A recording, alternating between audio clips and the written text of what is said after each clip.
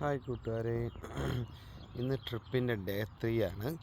നമ്മൾ നേരം വെളുത്ത് എണീറ്റ് വരുമ്പോഴുള്ള കാഴ്ച ഔട്ട് സൈഡിലെ ഇതാണ്.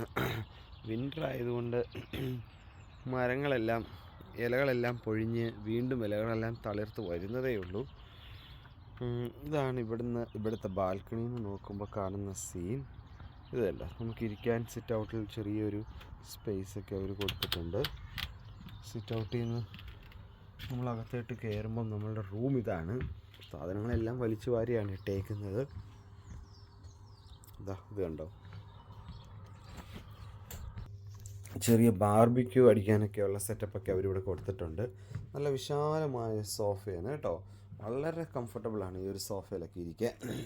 നല്ല രസമുള്ളൊരു സോഫ, ചെറിയൊരു ഡൈനിങ് ടേബിൾ വിത്ത് 4 ചെയർ, ഹാളിലൊരു ഹീറ്റർ, നല്ലൊരു TV, അങ്ങനെയൊക്കെ ആയിട്ട് മൊത്തത്തിൽ വളരെ കംഫർട്ടബിളായിട്ടുള്ളൊരു ഹാള്. കുഞ്ഞങ്കാലത്തെ എണീറ്റ് വന്നു, ഉറക്കത്തിൽ നിന്ന് ഇപ്പോൾ എണീറ്റ് വന്നതേ ഉള്ളൂ ഒരാൾ. ഇവർക്ക് സെപ്പറേറ്റ് ഇവരുടെ മുറി ഉണ്ടായിരുന്നല്ലോ.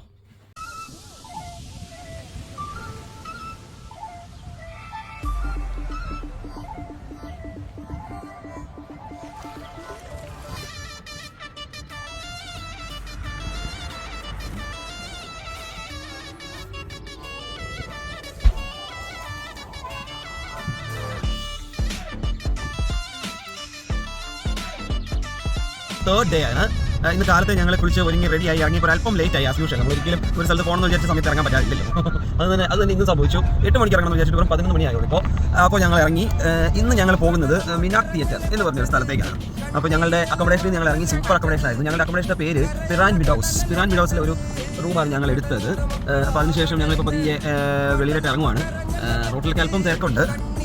ഞങ്ങൾ രാത്രിയിൽ വന്നപ്പോൾ ഞങ്ങൾക്ക് ശരിക്കും സ്ഥലങ്ങളൊന്നും കാണാൻ പറ്റില്ല, കാരണം നല്ല ഇരുട്ടത്തായിരുന്നു ഞങ്ങൾ വന്നത് മുഴുവൻ. പക്ഷേ അങ്ങോട്ട് പോകുമ്പോൾ കാഴ്ചകളെല്ലാം കണ്ട് കാഴ്ച പൊളിച്ച് പോകാം എന്ന് ഞങ്ങൾ വിചാരിക്കുന്നു.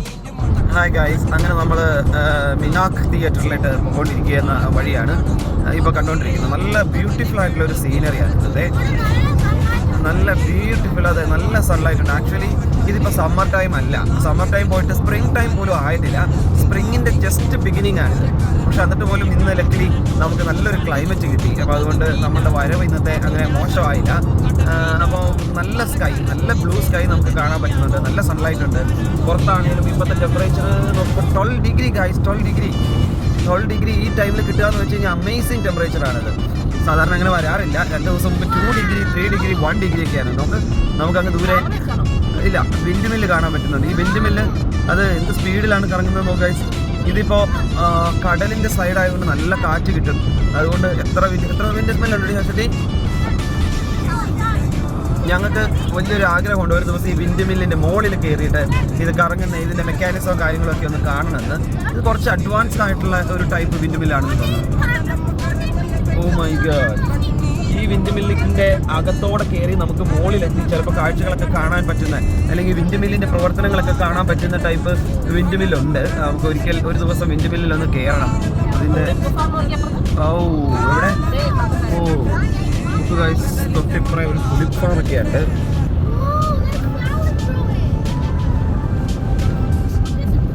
നല്ല ബ്യൂട്ടിഫുൾ ആയിട്ടുള്ള റോഡാണ്. വളരെ മനോഹരമായിട്ടുള്ള ഒരു റോഡ്, ഒരു റബ്ബറൈസ്ഡ് ആയിട്ടുള്ള റോഡ് പോലെ, വണ്ടി ഒരു ഒഴുകി പോകുന്നത് പോലെ.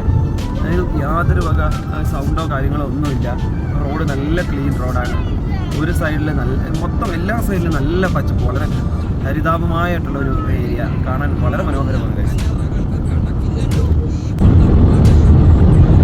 മൊത്തത്തിൽ കോൺവാൾ പോകുന്ന ഈ റൂട്ട് മുഴുവൻ ഇങ്ങനെ ഒരു ലാൻഡ്സ്കേപ്പാണ് നമുക്ക് കാണാൻ പറ്റുന്നത്. 2 സൈഡും വിചിന്നമായിട്ടുള്ള, ഞാൻ നേരത്തെ പറഞ്ഞതുപോലെ ഒരു വാഗമൺ ചെല്ലുമ്പോൾ എന്തായിരിക്കും ഒരു ഭൂപ്രകൃതി എന്ന് പറഞ്ഞതുപോലെ വാഗമണിലെ മൊട്ടക്കുന്നുകളുടെ അത്രയും ഹൈറ്റ് ഇല്ല ഇവിടെയുള്ള ഹിൽസിന്. ചെറിയ അതെന്താണെന്ന് അറിയില്ല. നല്ല ബ്യൂട്ടിഫുൾ ഒരു അങ്ങോട്ട് പോകുന്ന വഴി എല്ലാം ഒരു 2 വേ റോഡാണ്. ഓപ്പോസിറ്റ് സൈഡിൽ ഡിവൈഡറിൻ്റെ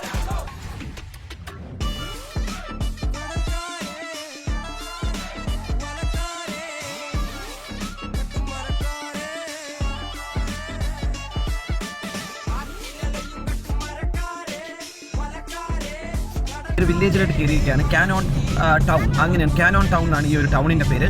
മിനാക് തിയേറ്ററിലോട്ട് പോകുന്നത്, അതായത് നിയർലി ലാൻഡ്സ് എൻഡിൻ്റെ അങ്ങോട്ട് പോകുന്ന വഴിയുള്ള ഒരു ചെറിയൊരു ടൗൺ സെൻ്ററാണിത്. അത്യാവശ്യം എല്ലാ സൗകര്യങ്ങളുണ്ട്. ഈ UK ഒരു രീതി അങ്ങനെയാണ്. കുറേ ദൂരം വീടുകളോ കാര്യങ്ങളോ ഒന്നുമില്ല, സ്ഥലങ്ങളോ കാര്യങ്ങളെല്ലാം. അതിനുശേഷം ഒരു വില്ലേജിലോട്ട് എത്തിക്കഴിയുമ്പോൾ അവിടെ ഈ പറഞ്ഞ പോലെ മക്ഡൊണാൾഡ്സ്, ബാക്കി നെക്സ്റ്റ് ആൽദി എന്ന് പറഞ്ഞിട്ടുള്ള സൂപ്പർ മാർക്കറ്റുകളുടെയും അതുപോലെ റെസ്റ്റോറൻറ്റുകളുടെയും ബാക്കിയുള്ള ഷോപ്പുകളുടെയും ഒരു കൂട്ടമായിരിക്കും. നമ്മുടെ ടിപ്പിക്കൽ നാട്ടിലെ പോലെ തന്നെ ഒരു വില്ലേജ് ടൈപ്പ്. പക്ഷേ കുറച്ചും കൂടെയൊക്കെ നല്ല ഹൈ സ്റ്റാൻഡേർഡാണ്, നല്ല രീതിയിൽ മെയിൻറ്റെയിൻ ചെയ്തിട്ടുള്ള, നല്ല ക്ലീൻ ആൻഡ് നീറ്റ്, വൃത്തിമെനയായിട്ടുള്ള, നല്ല സൈൻ ബോർഡുകളെല്ലാം ഉള്ള നല്ല റോഡുകൾ. ഈ ഒരു ശുചിത്വം ആണ് നമ്മളൊന്ന് ഫോളോ ചെയ്യേണ്ടത്. ഇംഗ്ലീഷുകാരുടെ അടുത്ത് പല കാര്യങ്ങളും നമുക്ക് പഠിക്കാനുണ്ട്. ഏറ്റവും അത്യാവശ്യമായിട്ട് നമ്മൾ പഠിക്കേണ്ട കാര്യമാണ് ഇവരുടെ ഡിസിപ്ലിൻ. ഓരോ വണ്ടികളും ആരും പുഷ് ചെയ്യാതെ ക്ഷമയോട് കൂടിയിട്ട് മറ്റൊരാളുടെ പുറകെ അവൻ പോകുന്നതിൻ്റെ അനുസരിച്ച് ആ സ്പീഡിൽ നമുക്ക് എത്ര തിരക്കുണ്ടെങ്കിലും ക്ഷമയോട് കൂടിയിട്ട് നിന്ന് പോകുന്ന ആ ഒരു രീതി വളരെയധികം അപ്രീഷിയേറ്റബിൾ ആണ്.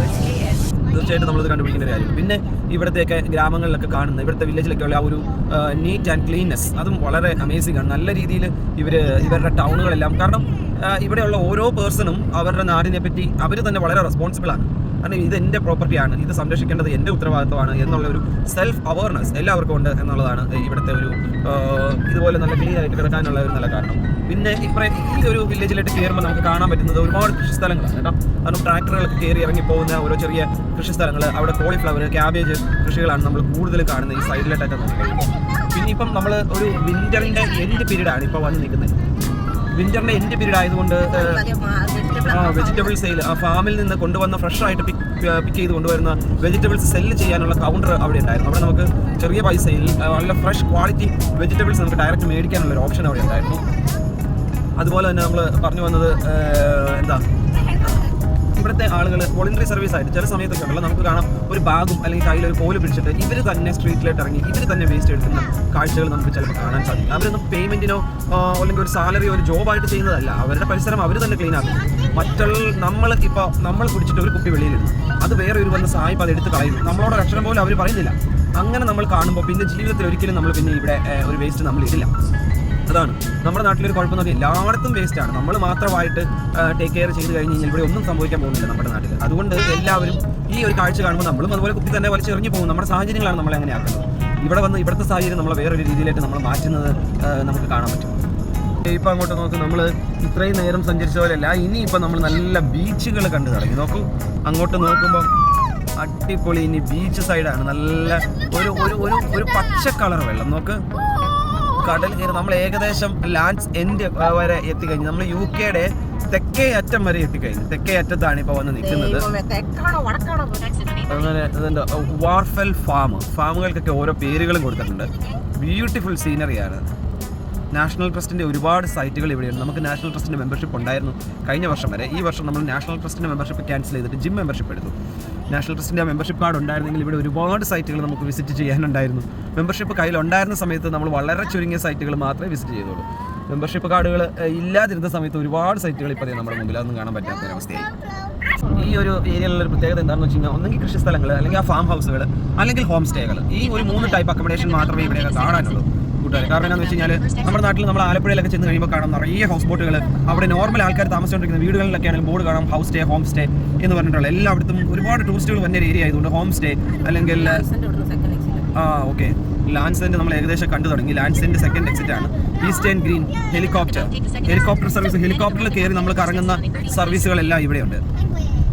അപ്പോൾ എല്ലായിടത്തും എവിടെ നോക്കിയാലും നമ്മൾ ഒരുപാട് അക്കോമഡേഷൻ, അതായത് നമ്മൾ ടൂറിസ്റ്റുകൾക്ക് താമസിക്കാനുള്ള 1 വീക്ക് വെക്കേഷനൊക്കെ ആയിട്ട് വന്ന് സ്റ്റേ ചെയ്യാനുള്ള അക്കോമഡേഷൻ രീതിയിലൊക്കെയുള്ള സെറ്റപ്പുകളാണ് ഇവിടെ കൂടുതലും കാണാനുള്ളത്.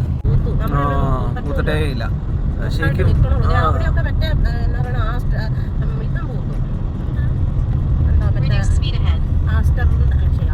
ഡാഫഡിൽസ്, ഈ എന്താ പറയുക, റോസ് പോലത്തെ വലിയ പൂമരം ഉണ്ടല്ലോ, അതിന്റെ പേരെന്നായിരുന്നു ഇപ്പോൾ ഉണ്ടല്ലോ. നമ്മുടെ നാട്ടിലെ റബ്ബർ തോട്ടത്തിൻ്റെ ഇടയിൽ കൂടെയുള്ള റോട്ടിൽ കൂടെ പോകുന്നത് പോലത്തെ ഒരു ഫീല്. ഇത്രയും നേരം വളരെ ഓപ്പൺ ആയിട്ടുള്ള റോഡുകളായിരുന്നു, അതെല്ലാം മാറിയിട്ട് ഇപ്പോൾ കുറച്ച് ക്ലോസ്ഡ് ആയിട്ടുള്ള, ഇപ്പോൾ നമ്മുടെ നാട്ടിലെ റോട്ടിൽ കൂടെ പോകുന്ന ഒരു പ്രതീതി നമുക്കിപ്പോൾ തോന്നുന്നുണ്ട്. ഇവിടുത്തെ റോഡുകളുടെ ഒരു പ്രത്യേകത എന്ന് വെച്ച് കഴിഞ്ഞാൽ, ജസ്റ്റ് റോഡല്ലാതെ റോഡിൻ്റെ സൈഡിൽ ആളുകൾക്ക് നടക്കാനോ അതിനുള്ള ഒട്ടും ഒരു സ്പേസ് അവർ കൊടുക്കുന്നില്ല. കാരണം വോളിനോട് ചേർത്ത് തന്നെയാണ് റോഡ് വരുന്നത്. റോഡ് കഴിഞ്ഞ് കഴിഞ്ഞാൽ നേരെ വോളാണ്. അപ്പോൾ ഇതിലെ അങ്ങനെ ആളുകളൊന്നും അങ്ങനെ റോഡ് സൈഡിൽ കൂടെ നടക്കുന്നൊന്നുമില്ല എന്ന് തോന്നുന്നു. അത് ടൗൺ സെൻറ്ററുകളിൽ അല്ലെങ്കിൽ സിറ്റി സെൻറ്ററിൽ മാത്രമേ ഉള്ളൂ അങ്ങനത്തെ സൗകര്യങ്ങളേ ഉള്ളതുള്ളൂ. അല്ലാതെ ഒന്നും ഇവിടെ റോഡ് സൈഡിൽ ഒരു ഫുട്പാത്ത് വളരെ കുറവാണ് പൊതുവെ. അടുത്ത് നമുക്ക് പള്ളി കാര്യങ്ങൾ എല്ലാം കാണാം. ഒരു ബ്യൂട്ടിഫുൾ ലാൻഡ്സ്കേപ്പ് ഏരിയയാണിത്. നമ്മൾ മിനാർ തിയേറ്ററാണ് വെച്ചേക്കുന്നത്. മിനാർ തിയേറ്ററിലേക്ക് ഇനി മിനാക് തിയേറ്റർ 18 മിനിറ്റും കൂടി ഉണ്ട്. മിനാക് തിയേറ്ററിലേക്ക് 6.6 മൈൽ ഉള്ളൊരു കയറ്റം കയറി ഇനി ഒരു ഇറക്കം ഇറങ്ങിക്കൊണ്ടിരിക്കുകയാണ്. അപ്പോൾ ഇറങ്ങുമ്പോൾ കാണുന്ന കാഴ്ച ഞാൻ കാണിച്ചു തരാം. നമുക്ക് നല്ല ബ്യൂട്ടിഫുൾ ആയിട്ടുള്ള ഒരു വ്യൂ ആണ് നമ്മളിപ്പോൾ ഈ കാണുന്നത്. നല്ല രസമുള്ള ഒരു കാഴ്ച. നോക്കൂ,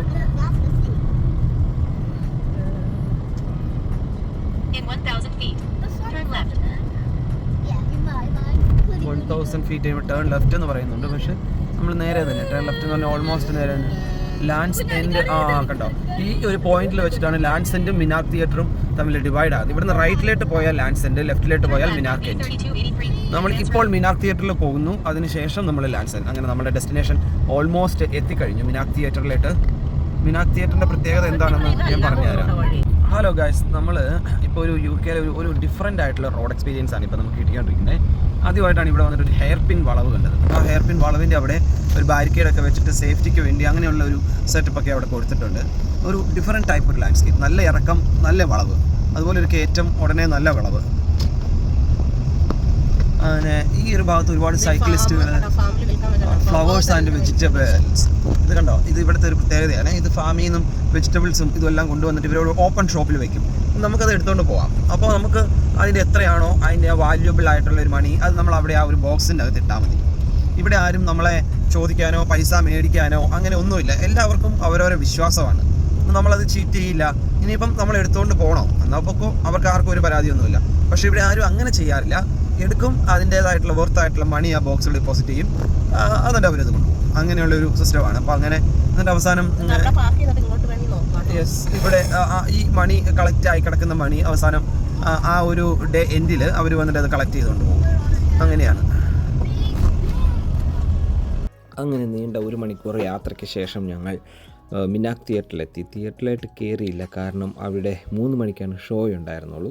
പോർത്തുക്യോറിനോ ബീച്ച് മിനാക് തിയേറ്ററിൻ്റെ മുകളിൽ നിന്ന് നോക്കുമ്പോൾ നല്ല അമേസിങ് ഒരു വ്യൂ ആയിരുന്നു. ഔട്ട്സ്റ്റാൻഡിങ് നാച്ചുറൽ ബ്യൂട്ടി ആയിരുന്നു ഈ ഒരു സ്ഥലം. അപ്പോൾ ഈ ഒരു വളരെ സാഹസികമായിട്ടുള്ള ആ ഒരു ഗ്രാനൈറ്റ് ക്ലിഫിൻ്റെ ഇടയെ കൂടെ താഴേട്ടുള്ള ആ ഒരു ഇറക്കം ഭയങ്കര അഡ്വഞ്ചറസ് ആയിരുന്നു. കാരണം നമുക്ക് പിടിച്ചിറങ്ങാൻ ഒരു കൈവരിയില്ല. ആ സ്റ്റെപ്സൊക്കെ അത്യാവശ്യം സ്ലിപ്പറി ആയിരുന്നു. അതുകൊണ്ട് ഒരു വിധത്തിലാണ് ഞങ്ങൾ താഴെ എത്തിയത്. നമ്മുടെ നാട്ടിൽ നിന്ന് പേരൻസിനെ ആരെങ്കിലും കൊണ്ടുവരുവാണെങ്കിൽ ഒരിക്കലും നമ്മളിത് റെക്കമെൻഡ് ചെയ്യില്ല. കാരണം അതുപോലെ റിസ്ക്കാണ് അതിൻ്റെ താഴേട്ട് ഇറങ്ങാമെന്ന് വെച്ച് കഴിഞ്ഞാൽ.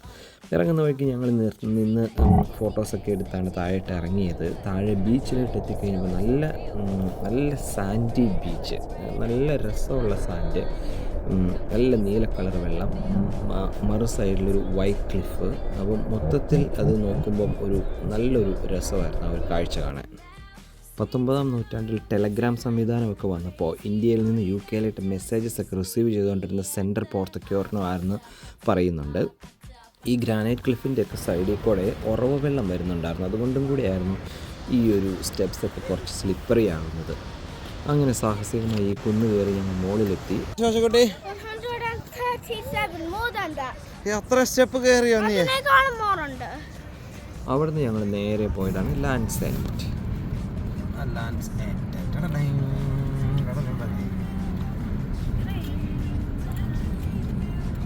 ഈ ലാൻഡ്സ് എൻഡ് ടൂറിസം എല്ലാം ആക്റ്റീവ് ആകുന്നത് 1860കളിൽ ഗ്രേറ്റ് വെസ്റ്റേൺ റെയിൽവേ ഈ ഭാഗത്തേക്ക് എത്തിയതിന് ശേഷമാണ് ഇവിടുത്തെ ടൂറിസമൊക്കെ ഒന്ന് ആക്റ്റീവ് ആകുന്നത്. ഈ ലാൻഡ്സ് എൻഡിൽ നിന്ന് തുടങ്ങി ഏകദേശം 630 മൈൽ നീണ്ടു കിടക്കുന്ന ഒരു south west coastal food path ഉണ്ട്. അത് ലോകത്തെ ഏറ്റവും മികച്ച ഫുഡ് പാത്തുകളൊന്നാണ്. ലാൻഡ്സ് എൻഡിനെ പറ്റി എക്സ്പ്ലെയിൻ ചെയ്യുന്ന ഒരു മ്യൂസിയം ഉണ്ട് അവിടെ.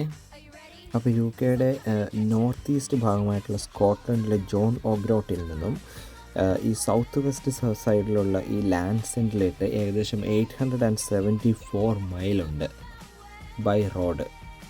ഈ ഒരു ഡിസ്റ്റൻസ് ഓഫ് റോഡ് വോക്ക് ചെയ്തും റണ്ണിങ് റൂട്ടായിട്ടും അതുപോലെ സൈക്കിളിൽ ചവിട്ടിയും വന്ന ആളുകളുടെ എല്ലാവരുടെയും ലിസ്റ്റും ഡീറ്റെയിൽസുമാണ് ഈ മ്യൂസിയത്തിൽ കൊടുത്തേക്കുന്നത് മുഴുവൻ. ട്രാക്ടർ ഓടിച്ച് വന്ന് ഗിന്നസ് റെക്കോർഡ് എടുത്ത അല്ലെങ്കിൽ പല മാർഗങ്ങളിൽ വന്ന് ഗിന്നസ് റെക്കോർഡ് എടുത്തിട്ടുള്ള ഒരുപാട് ആളുകളുടെ ലിസ്റ്റെല്ലാം ഇവിടെ കൊടുത്തിട്ടുണ്ട്. ലാൻസെൻറ്റിൻ്റെ ഒരു സൈഡിലിട്ട് നമ്മൾ പോയാൽ ഏകദേശം 3000 മൈൽ പോയാൽ ന്യൂയോർക്കിൻ്റെ അറ്റത്തെത്തും. ഒരു ദിവസം ഞങ്ങൾക്ക് സ്കോട്ട്ലൻഡിലെ ജോൺ ഓഗ്രോഡ്സിലൊന്ന് പോകണമെന്ന് ആഗ്രഹമുണ്ട്. അറ്റ്ലാന്റിക് ഓഷനാണ് നമ്മളീ കാണുന്നത്. ഇതിലെ നേരെ നടന്നു പോയാൽ ന്യൂയോർക്കിലെത്താം.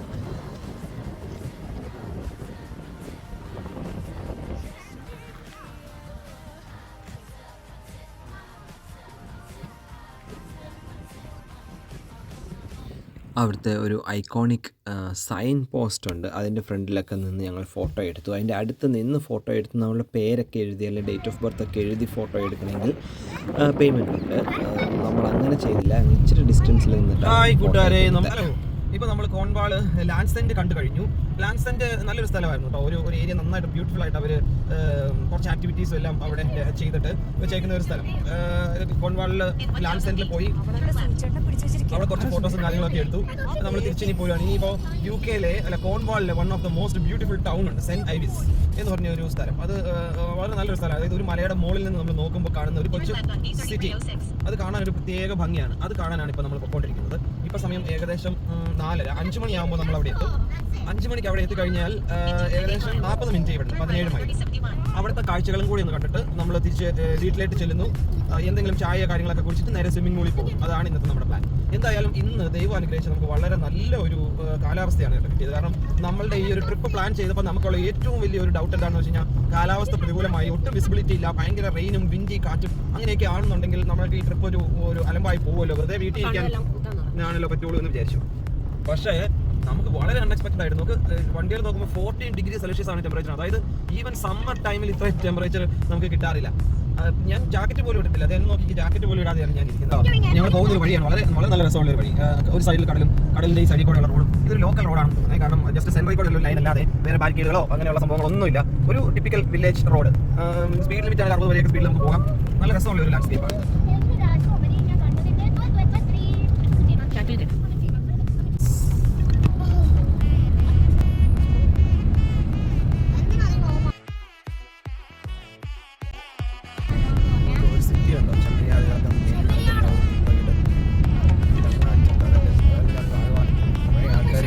താമസിക്കുന്ന ഒരു കൊച്ചു പട്ടണം മല കയറി വരുമ്പോൾ ആ ഒരു സീൻ കാണാൻ നല്ല രസമാണ്. Luckily we have A very good whether today. So നമുക്ക് ലക്കിലിയുടെ മലയാളം എന്ന് വെച്ചാൽ എന്താ മലയാളം പറ, എനിക്ക് പറഞ്ഞതാ. ഓ എനിക്ക് കിട്ടി ഭാഗ്യവശാൽ.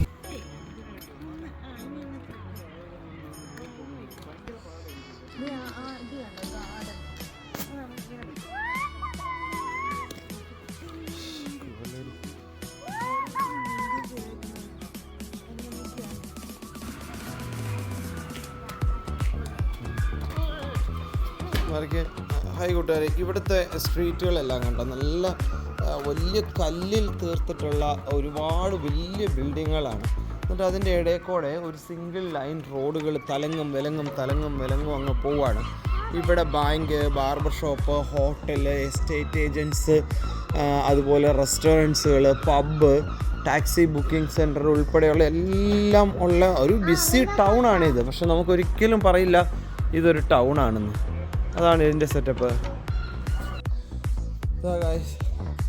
ഞാൻ ഒറ്റ ഓട്ടത്തിന് ഓടിയെത്തി. അവർ പയ്യെ കയറി വന്നതേ ഉള്ളൂ. ഞാൻ സോ ബ്രെത്ത്ലെസ്സായി. അത്യാവശ്യം നല്ലൊരു കയറ്റമാണ്. ഇങ്ങനെ ശശികുട്ടി കൂടി എത്തി. അവരങ്ങനെ നടന്നു തന്നെ ഉള്ളൂ.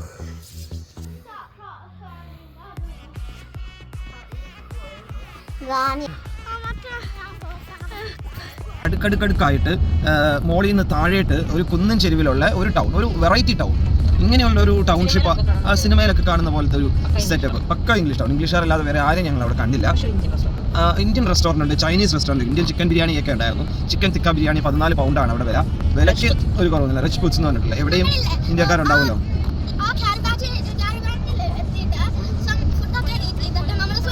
യെസ്, നമ്മുടെ അടുത്ത പ്ലാൻ എന്താണെന്ന് വെച്ചാൽ നമ്മളൊരു 40 മിനിറ്റിനുള്ളിൽ വീട്ടിലെത്തുന്നു, ചോറുണ്ണുന്നു, നമ്മൾ നമ്മുടെ ഡ്രസ്സെല്ലാം ഇട്ട് സ്വിമ്മിംഗ് ഡ്രസ്സൊക്കെ ഇട്ടിട്ട് നമുക്ക് അടുത്തുള്ള സ്വിമ്മിംഗ് പൂളിൽ പോയിട്ട് ഒരു സ്വിമ്മിംഗ് ആണ് ഇനി അടുത്ത പരിപാടി. സ്വിമ്മിംഗ് കഴിയുന്നു, വരുന്നു, ചായ കുടിക്കുന്നു, നമ്മൾ അട കഴിക്കുന്നു, പിന്നെ കിടന്ന് ഉറങ്ങുന്നു.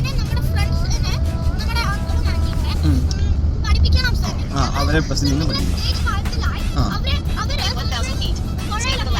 അതെ, അവർ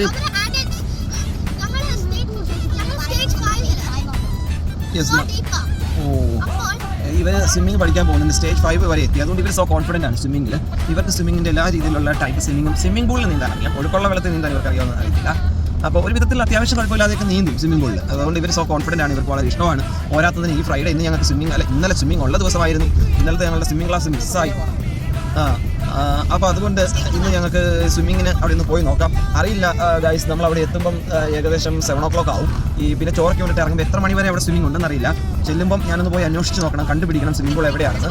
സ്വിമ്മിംഗ് പൂൾ കണ്ടുപിടിച്ച് അതിൻ്റെ ടൈമിംഗ് ഒക്കെ നോക്കിയതിന് ശേഷം ആണ് ഞങ്ങൾ അടുത്ത പ്ലാൻ ചെയ്യുക. ഇപ്പോൾ നേരത്തെ സ്വിമ്മിംഗ് പൂൾ അടയ്ക്കുമെങ്കിൽ ഞങ്ങൾ നേരത്തെ പോകണം.